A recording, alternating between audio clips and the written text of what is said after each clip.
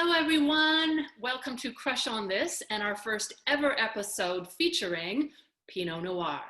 I am Christine Campbell of Girls Go Grape, and I am joined with my two very good friends, Cindy Reining of Grape Experiences and Allison Levine with Please the Palate. Okay, Pinot Noir. It can be swoon-worthy, but it is also known as the heartbreak grape. What do you think it is about Pinot Noir that makes winemakers and wine growers, grape growers, the whole world over, just invest money and time, energy for something that's possibly gonna be a heartbreak? What do you think it is about this grape? I think it's sexy and it's yummy, silky, and the fruit and the earth and all those wonderful things, layers. I mean, it's a wine to fall in love with. Yeah, and it's hard to grow. It's very finicky. And so when you can whip that bad girl into shape, it can be the best Pinot Noir you'll ever put in your mouth. Kind of like a relationship, you have to put in the work. And then, you want the greatness. You want that all-encompassing relationship, that glass of wine, and possibly Pinot Noir is worth it. What do you think? Well, I mean, I think it's that perfect wine. When you have that default of what to pair with your meal, Pinot Noir, probably more times than not, is that wine you want to pair with food. So it's ready for all occasions. I agree. And there's some good, really great Pinot Noir, and there's some Pinot Noir that's not that great. True. And the birthplace, as we know, is Burgundy, France. But, Oregon, we've got California, beautiful expressions. British Columbia has great expressions. New Zealand, Chile, it's versatile, but it's finicky. Yeah. Mm-hmm. Yes. So saying that, Cindy, tell me what's in your glass today, my dear. All right, so I went to New Zealand. I traveled virtually to New Zealand, and I found Decibel. Love the label. Decibel 2016 Pinot Noir. The producer is David Brennan, and he's also the winemaker. He's also a former musician. I mean, he might be still playing, in New Zealand at this point. But when he was traveling through America and Europe, he discovered New Zealand Pinot Noir. And when in 2007, he left Philadelphia, moved to New Zealand. The winery is in Hawke's Bay. And he's doing a lot of single vineyards. This particular Decibel, the Pinot Noir, is from a single vineyard in Martinborough. Oh. And his philosophy is classical practices, minimal intervention, and then produce wines with a kind of a community attitude. I think he sounds like a really interesting person. I'm really looking forward to diving deeper into his story and then some of the other wines. Maybe we should have him on the episode. I know. That's something to think about. So Martinborough, New Zealand, it's in the southern part of the North Bay, or the North Island in New Zealand. So it's surrounded by mountains to the west, which kind of help it protect it from the westerly winds. Mountain range towards the east, but it does get the southerly winds from the bay. So that just means that the vines ripen, it's just limited ripening. So the fruit is very intense because the vines aren't producing a lot of berries. Got it. So that said, this is a single vineyard, like I mentioned before. It's dry farmed. The elevation is a little bit higher than some of the other elevations in Martinborough, but this is absolutely delicious. I think it's just beautiful in the glass. I found aromas of dark cherry, forest floor, even a little wet moss, so you've got that vanilla and, toasted hazelnuts. And then when I tasted it earlier, a little dry, it's very dry, a lot of spice to it. Strawberries, cherry, more cherry, vanilla, and I found a hint of cola. I love this wine. I think it's very good, and it's $35. So I think it's a little bit more than maybe some people would want, but I think this is worth every single penny. I'm not, I don't talk about wines that I don't think are worth the price.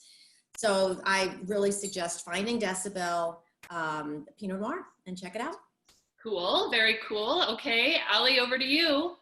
Well, I have selected, I've gone to Oregon up north, the Willamette Valley. I've spent a little time up there. It's such a beautiful place and obviously known for Pinot Noir. A lot of people liken it to the Burgundian style. I mean, not that they're their own style and we don't want to mix that up in any way, but the cool climate, the earthiness, that kind of mushroom flavor that comes through in the Pinots.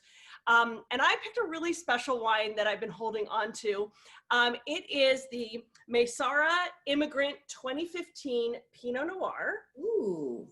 And Masara is a winery owned by Mo Momtazi. He is originally from Tehran, Iran.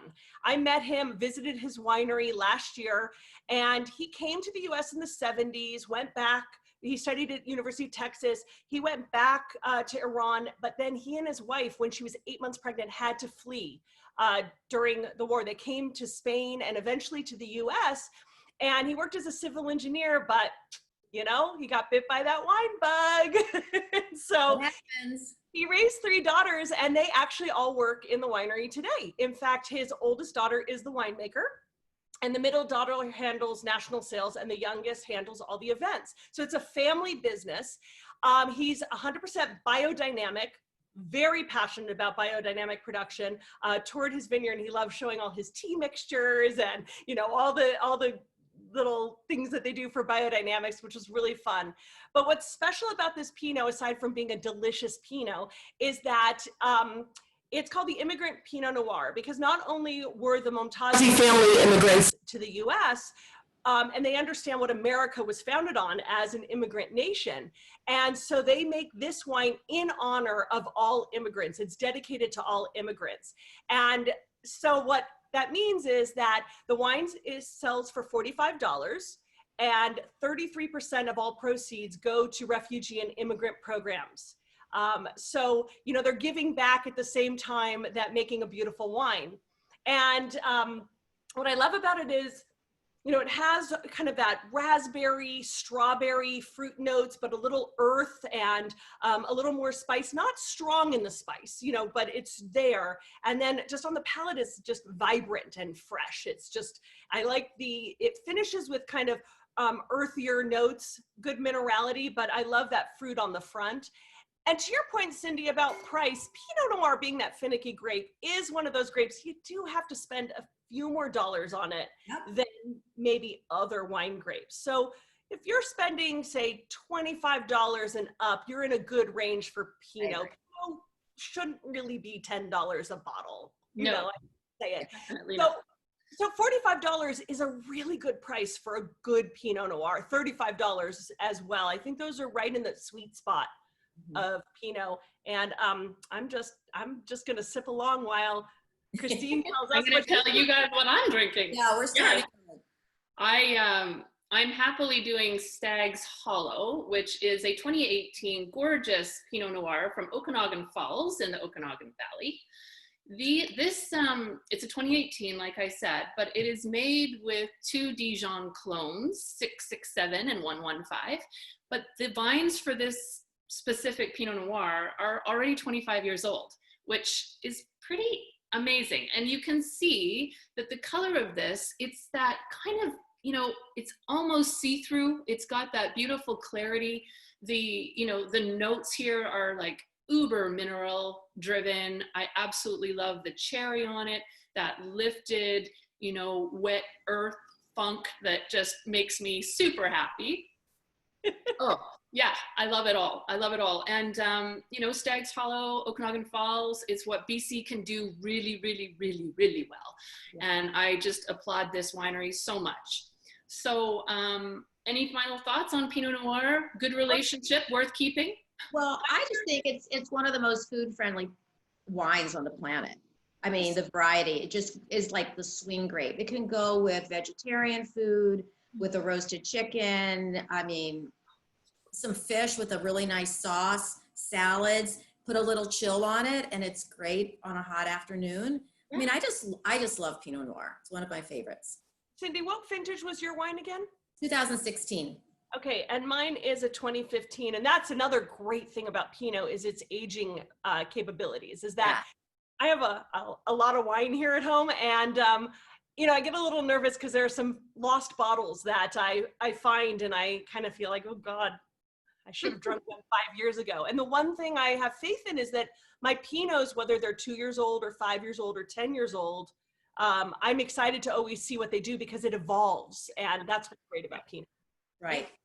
Well, thank you so much, everyone, for crushing on this week's episode featuring our Pinot Noir.